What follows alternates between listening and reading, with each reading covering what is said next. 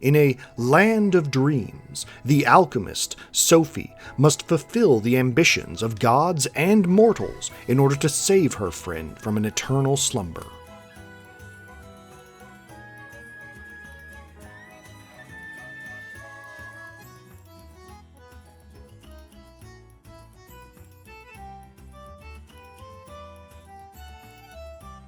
Atelier Sophie 2 is a Jrpg with a strong emphasis on crafting and exploration.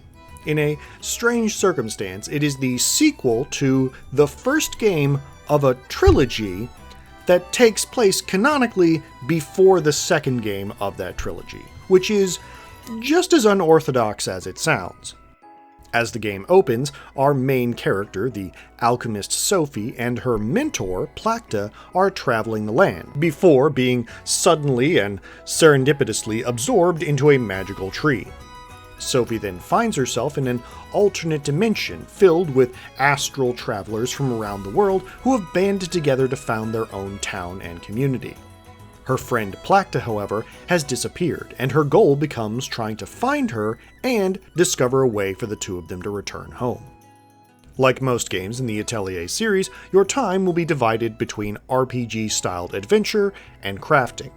During the adventure segments, you'll be able to explore the game's various levels, collecting materials and resources from the environment and occasionally discovering secrets and treasure chests. Each level is also populated by a variety of monsters, and when you encounter these creatures, the game switches over to turn-based combat. During combat, each of your 3 characters can spend their turn using normal attacks, special attacks, magical attacks, or consumable items such as potions or grenades.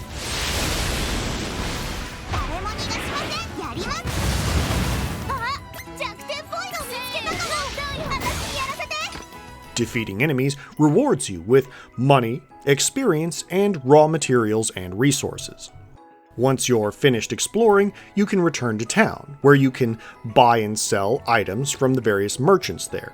You can also turn in quests at the guild for extra experience and rewards. As you make progress, you'll unlock new areas, as well as new NPCs who will join you on your adventure. As they level up, these new party members will give you special side missions, which will allow you to unlock new items and skills for them. Eventually, though, you'll want to return to your workshop, where you'll be able to participate in the game's other big focus, item crafting.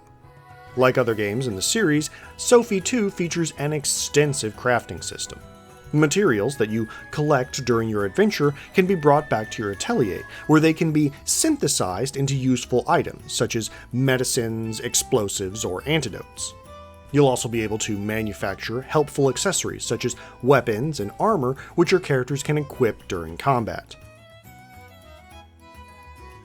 As you level up and progress through the game, you'll unlock new blueprints in your recipe book.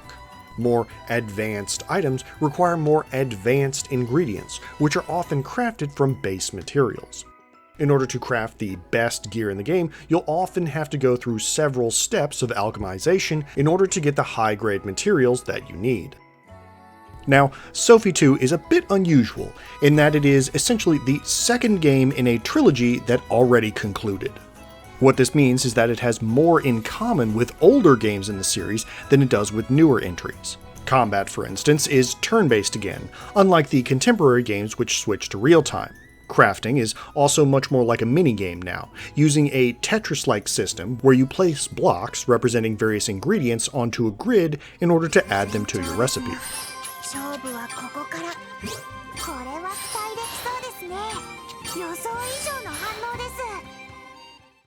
Now, that's not to say that everything is the same. The big new feature this time is weather control. Essentially, each level that you visit has a starting climate, whether that's sun or snow or rain, and over the course of the game, you'll unlock special crystals that will allow you to change that climate into something else. And not only does this have a cosmetic effect on the area, but it can change the environment as well. Changing a location from sunshine to rain, for instance, can change what type of monsters that you find in the area. Meanwhile, changing a different area from rain to snow can open up new pathways, as rivers and lakes become solid surfaces that you can now walk on.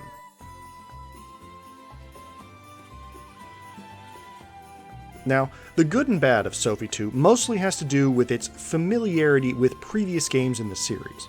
If you were already a fan of the Mysterious trilogy, well, good news, this is basically just more of that. At the same time, there's not a lot of innovation that advances this as a new entry in the series. The weather manipulation mechanic is one of the few examples I can give of something that actually improves the complexity of the game. For instance, there's the shield system. This time around, when you encounter a boss and occasionally some monsters, they may put up a defensive shield at the start of combat. This protective aura absorbs most damage, and you'll need to chip away at it with either elemental or special attacks. Conceptually, I understand that this is a way to strengthen bosses, to make sure that you can't one-shot them on the first round of combat with all of your super items, that you actually need to use some strategy to bring down their defenses. But in practice, it has the effect of artificially lengthening most battles, especially when random mobs start getting shields as well.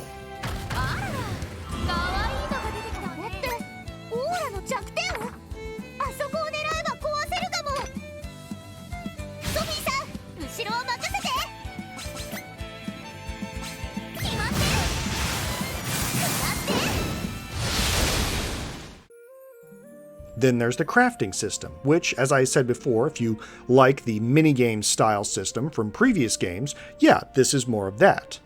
But then it gets complicated when you meet one of your earliest companions, Plakta, the novice alchemist. Now, this happens early on, so it's only minor spoilers, but in this scenario, Plakta is a time-displaced occult research student who agrees to join your atelier in order to learn alchemy skills from main character Sophie. Now, narratively, this is a really interesting idea. Mechanically, it turns out that Plakta is a completely separate entity in the crafting system with her own completely separate recipe book as well. And there are specific items that are locked so that only Sophie or only Plakta can craft them, which means you have to constantly be switching back and forth between them during your synthesis. Probably the best example of what I'm talking about with this lack of innovation is the storyline of Sophie 2. Because the premise is actually kind of interesting of, okay, we gotta make a new game, but we don't want to affect the original timeline, so Sophie just gets sucked into an alternate dimension. And that way anything that happens doesn't affect the original events. Which is kind of a cop-out in terms of causality, but means that they can go absolutely crazy when it comes to environments and locations. And it starts off pretty strong. As mentioned before, one of the early characters that you recruit is time-displaced Plakta, who winds up becoming Sophie's student, essentially learning alchemy from the character that learned alchemy from Plakta from the original timeline, which is nuts. Not long after that, you meet Ramizel, a wandering mercenary/master alchemist who is strongly suggested to be Sophie's grandmother, again, time-displaced from the past. And already, this is a great use of the setting, that if we can't influence the main timeline, then heck, why not pull from any timeline to really push our characters outside of their comfort zone? Seeing Sophie meet and interact with these people and wonder if doing so will cause a paradox is a great example of taking the story in new and interesting directions. And then you recruit the second half of your party members, at which point I assume the game developers just ran completely out of ideas. For starters, there's Alette, whose goal is to be a merchant. That's right, in a land of endless dreams and possibilities, her desire is to stand on a street corner and sell things to people. Then you've got male character number 1, who is a professional bodyguard whose dream is to become stronger so that he can protect the people he cares about. And there's also male character number 2, who is a professional bodyguard who dreams of becoming stronger so he can protect the people that he cares about. I'm not even joking, they're basically the same dude. So yeah, this is a tricky one. Atelier Sophie 2 really does feel like one of those examples of 2 steps forward and then 1 step back. The game goes back to turn-based combat, to to more traditional crafting mechanics. It adds a bunch of new features to exploration and item synthesis and combat, but not all of those features are really additive or meaningful. Even the story is divided half and half between some really interesting and engaging personal drama, balanced against some of the blandest characters that this series has ever seen. In the end, I would give it 3 out of 4 stars, but only a maybe recommendation. If you're a fan of the original Mysterious Trilogy, then good news. Like I said before, this is just more of that, so you'll probably enjoy it. However, if you're only a casual fan of JRPGs, or if you're entirely new to the series, this is not a good jumping on point. Alright, well, thanks once again for listening. I gotta head back to the workshop and balance the books, so till next time.